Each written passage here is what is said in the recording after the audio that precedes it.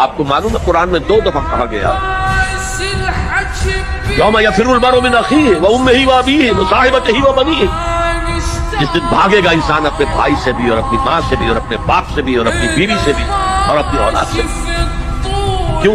نفسی نفسی نفسی نفسی نفسی نفسی، میری اولاد کو جھونک دو، میرے ماں باپ کو جھونک دو، میری بیوی کو جھونک دو، بیوی کہے گی میرے شوہر کو جھونک مجھے۔ یہی نفسی نفسی دنیا میں رہے آپ کی، مجھے اپنے آپ کو بچانا ہے سب سے پہلے، اور پھر مجھے اپنے سب سے پہلے آل اولاد کو بچانا ہے۔ یا ایھا الذین آمنوا قوا انفسکم واہلیکم نارا، اے ایمان والو بچاؤ اپنے آپ کو اور اپنے اہل و عیال کو آگ سے۔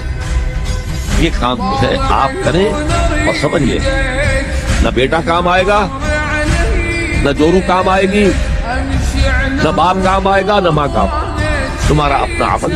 اگر تم اس راستے پر چلے، اپنی ہمت کے مطابق چلتے رہے